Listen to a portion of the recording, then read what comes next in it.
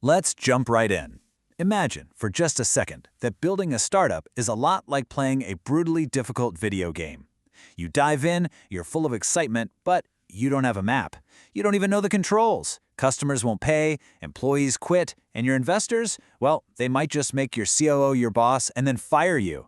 It's really no wonder that first-time founders, exactly like first-time gamers, usually die on the very first level. The learning curve isn't just steep, actually, it's practically a cliff.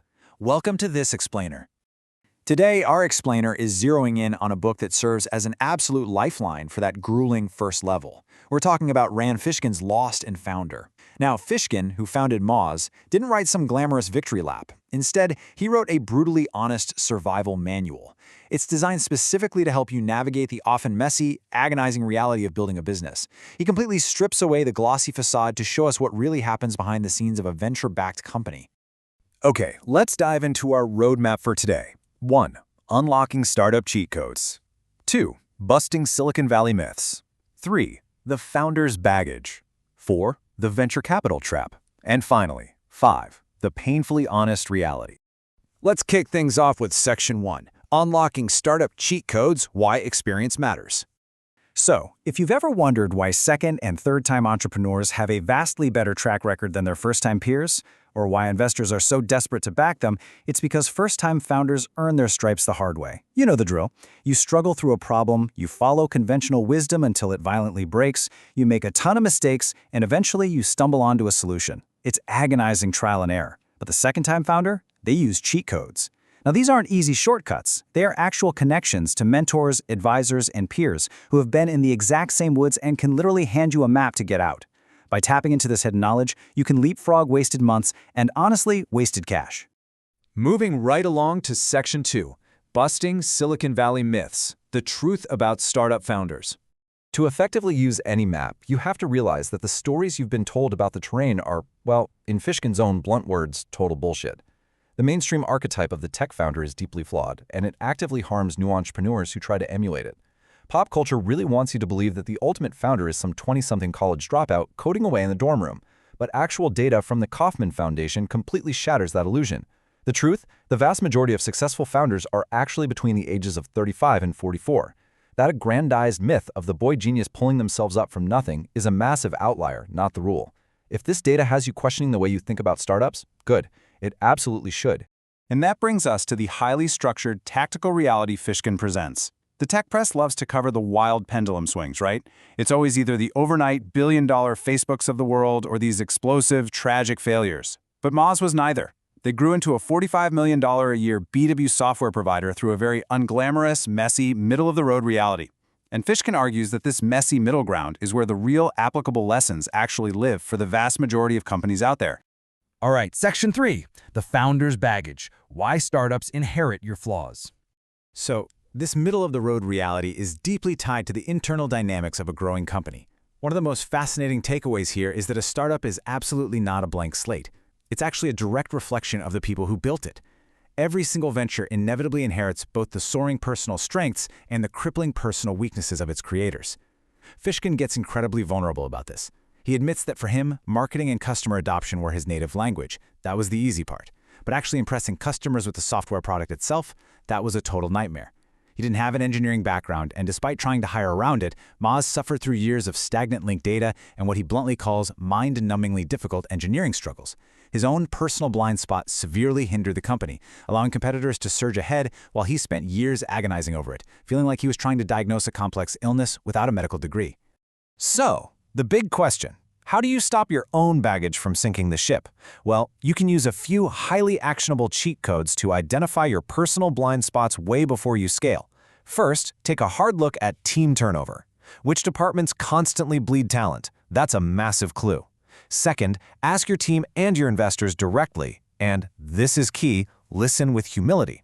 Third, keep a running track record of your past successes and failures so you can start spotting the patterns. And finally, take note of where you have to personally step in to fix things. If you step in and things get better, hey, it's a strength. But if you step in and it stays a mess, well, you found your baggage.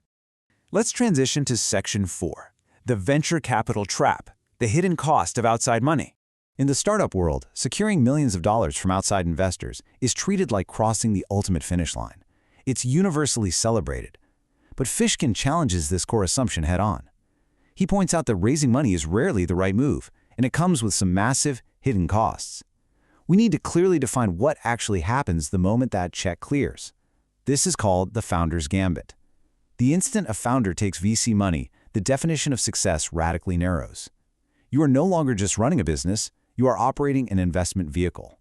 Your singular overarching goal forcefully shifts to returning a massive multiple on that invested capital, and that almost exclusively means pushing for a massive sale or an IPO. Think about what that means. Once that gambit is accepted, building a solidly growing, highly profitable business, it's no longer enough to win. Having a great work culture, making your industry better, accomplishing those early product milestones, none of those are the demarcation lines for success anymore, unless, and only unless, they lead directly to a massive financial exit for your investors.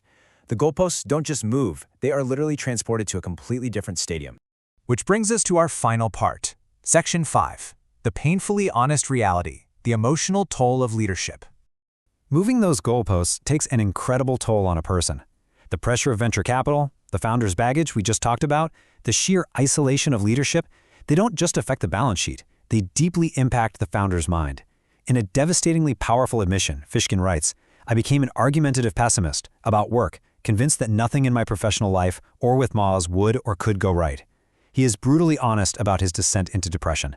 He berated his team, he berated his investors. His negativity ran so unbelievably deep that when he spoke at industry conferences, he would actually spend time convincing his own loyal customers that they should switch to his competitors. No way, right? But he was actively pushing revenue away because of the crushing emotional burden he was carrying. And part of that emotional burden comes directly from the immense weight of strategic decision-making. Fishkin doesn't just share his victories with us, he openly admits to making massive, haunting errors.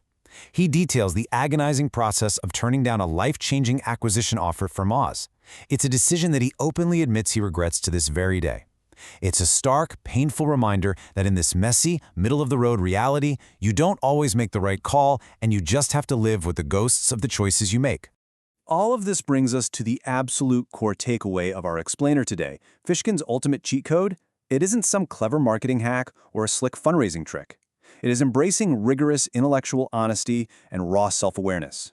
It's about looking at the failures, the depression, the bad decisions, the flawed assumptions, and having the courage to actually document them. Because by being transparent, even when it hurts, you step into the unknown future, still lost maybe, but far, far better prepared to survive it.